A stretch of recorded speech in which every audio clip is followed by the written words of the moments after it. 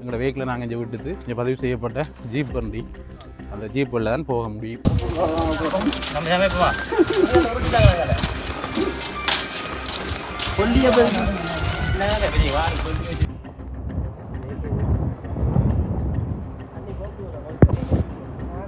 சோறு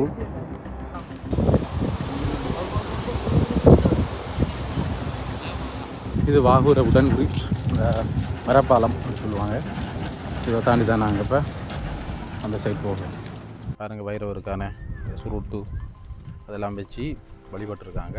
அதுலேயும் இந்த வாகூரை வட்ட பகுதியில் பல நூற்றாண்டுகளுக்கு முன்னரே, பல 100 வருடங்களுக்கு முன்னரே இந்த விநாயகர் வழிபாடு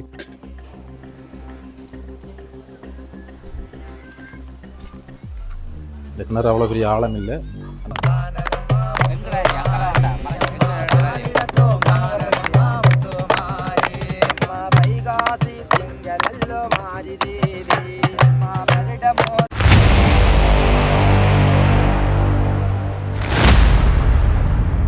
அற்புதங்களும் அதிசயங்களும் நிறைந்த கதிர்காம பாத யாத்திரையில் 2வது நாள். இன்றைக்கு வந்து நாங்கள் உகந்தை மலையிலிருந்து முதலாவது குமண தேசிய பூங்காவின் ஊடாக காட்டு வழி அடைய இருக்கின்றோம். இப்போ வந்து காலையில் வந்து பக்திபூர்வமாக சாமி அப்படி கும்பிடுத்து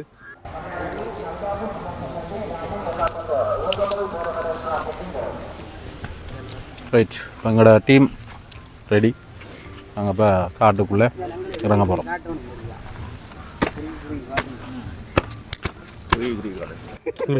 கிரினா கறி வரணும்.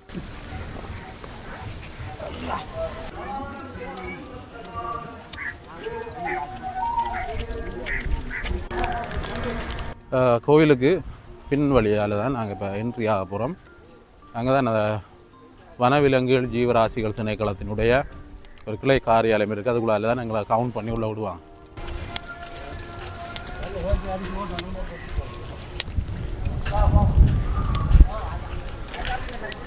ரைட், நாங்கள் இப்போ குமண தேசிய பூங்கா என்ட்ரி ஆகிறோம்.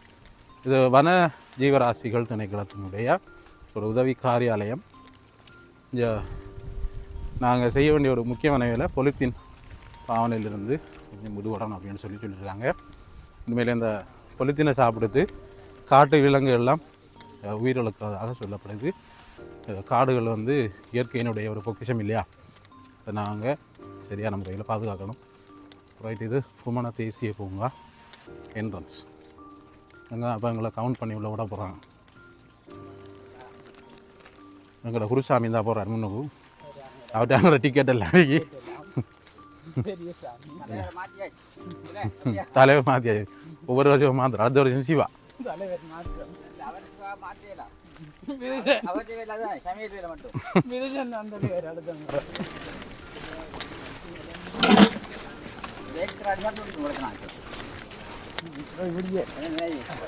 ரோஹரா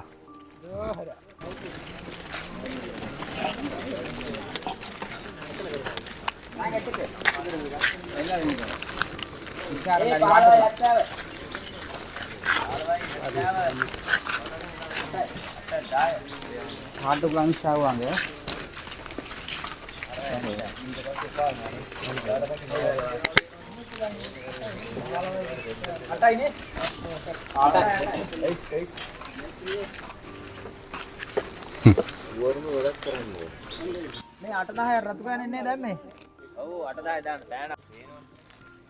ரோஹரா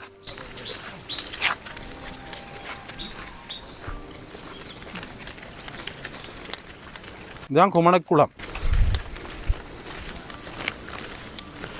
நம்மட அந்த வள்ளி மலை இருக்குல்ல, அந்தா அதுதான் வள்ளி மலை.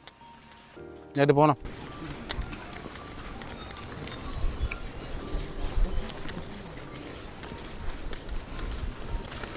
நீங்கள் இது இந்த கதிர்காம யாத்திரை டைம் இல்லாமல் மற்ற நேரங்களையும் நாங்கள் குமுக்கன் வரைக்கும் பயணிக்கலாம். குமண தேசியாக சுற்றி பார்க்கலாம் பூங்காவை.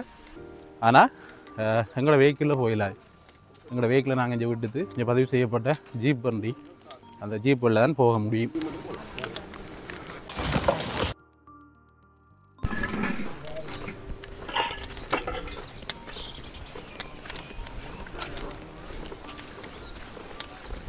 ஓஹரா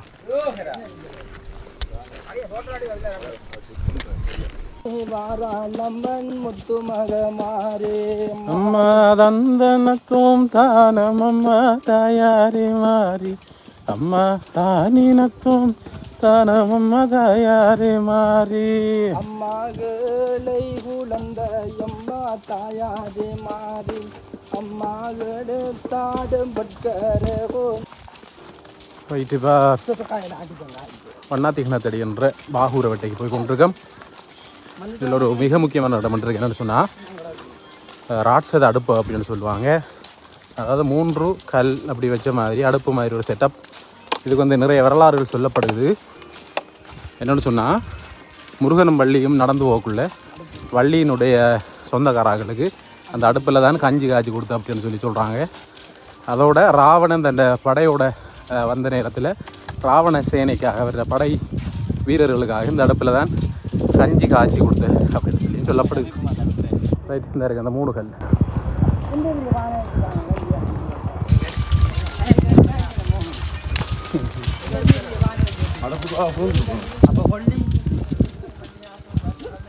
இந்த அடுப்புக்குள்ளால நாங்கள் போகிறோம்.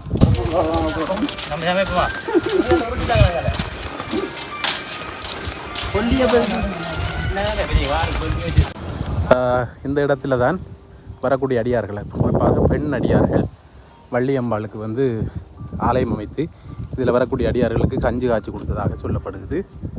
பிற்காலத்தில் அது வந்து அந்த முறை இல்லாமல் போனதாகவும் அறிய முடியுது. இது ராட்சத கல்.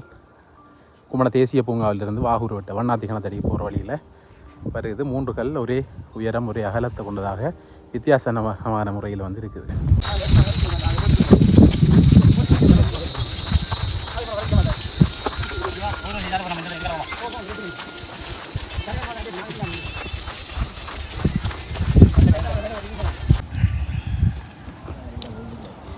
நாங்கள் நடந்து வந்து ஒரு 4 கிலோமீட்டர்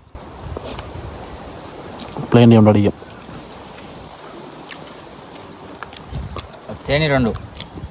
தேநீர் இடைவேளை. நாங்கள் அப்போ மதிய சாப்பாடு அப்படியா பாருங்கோ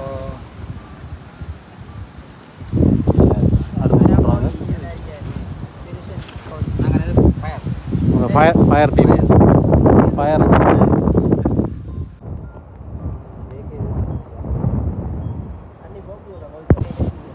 ரைட்டு சோறு கூடதுக்கு சமைக்கிற கொஞ்சம் கஷ்டம் தான்.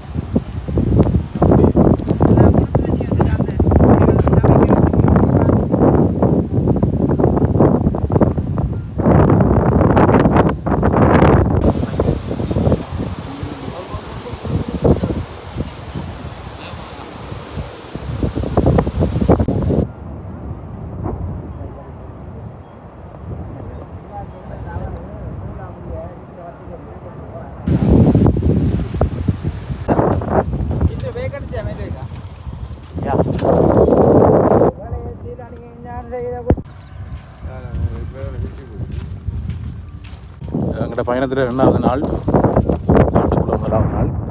இப்போ வந்து நாங்கள் போய் கொண்டிருக்கிற இடம் வாகூர் ரோட்டை வண்ணாத்திகனத்தடி அப்படின்னு சொல்லுவாங்க. குமண தேசிய பூங்காவிலிருந்து 8 கிலோமீட்டர். இன்றைக்கி நாங்கள் இப்போ நேரம் 4:30 போய் கொண்டிருக்கோம். இன்றைக்கி இந்த இடத்துல தான் நைட்டுக்கு ஸ்டே பண்ண போகிறோம். ரைட், அது சம்மந்தமான விடயங்களை பார்க்க போகிறோம். இது வாகூர உடன் பிரிட்ஜ். இது வாகூர உடன் பிரிட்ஜ், மரப்பாலம் சொல்லுவாங்க. இதை தாண்டி தான் நாங்கள் இப்போ அந்த சைட் போகிறோம்.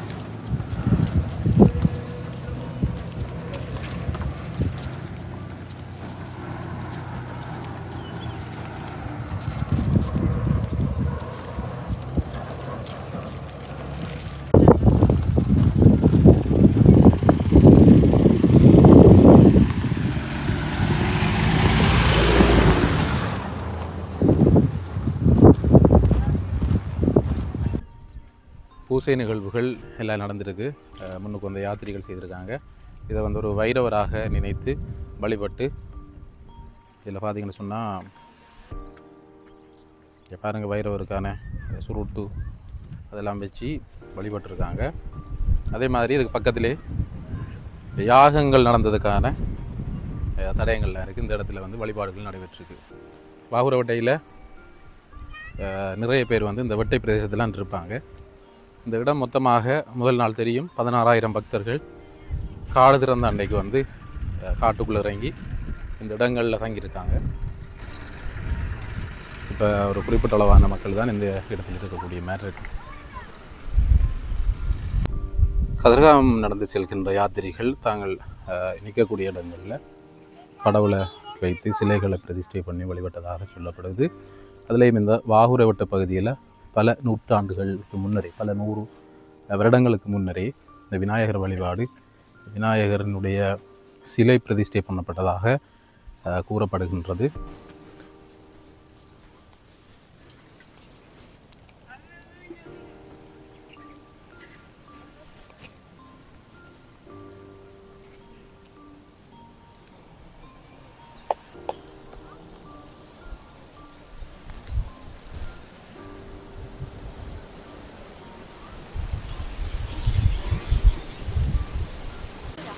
இந்த வாகுரை வட்ட பகுதி பல மூலிகை மரங்களையும் மருத்துவ குணமிக்க பல மூலிகைகளையும் கொண்டதாக சொல்லப்படுகின்றது. ஒரு பரந்துபட்ட வனப்பிரதேசம், ஒரு வட்டை பிரதேசம். அதை தாண்டி நிறைய குன்றுகள் காணப்படுகிறது. இதில் மலைக்கோயில்கள் ஆதிகாலம் தொட்டு இருப்பதாக சொல்லப்படுகிறது. அதே மாதிரி முருகன் வேல் ஊன்றிய இடமும் இந்த இடத்தில் இருக்குன்னு சொல்கிறாங்க. இந்த இடத்துக்கெல்லாம் போய் பார்க்க முடியல.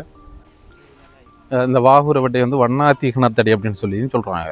வண்ணாத்தி கிணத்தடி அப்படின்றது இந்த 2 கிணறுகள் காணப்படுது. இப்போ இல்லைங்க, அது பல வருடங்களுக்கு முதல் கட்டப்பட்டது அப்படின்னு சொல்லி சொல்கிறாங்க. மிகவும் பழமையான கிணறு. இங்கே வந்து நிறைய பக்தர்கள் அல்ல குறையாத தண்ணி இதை வந்து பயன்படுத்துகிறத நாங்கள் பார்க்க முடியும். 2 கிணறுகள் இருக்குது.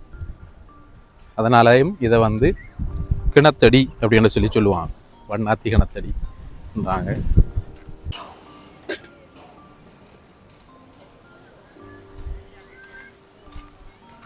இந்த கிணறு அவ்வளோ பெரிய ஆழம் இல்லை. ஆனால் எத்தனை ஆயிரம் பக்தர்கள் வந்தாலும் இந்த இடத்துல குறையாத தண்ணி இருக்கு அப்படின்னு சொல்லி சொல்லப்படும். ஒரு அழகான வியூ.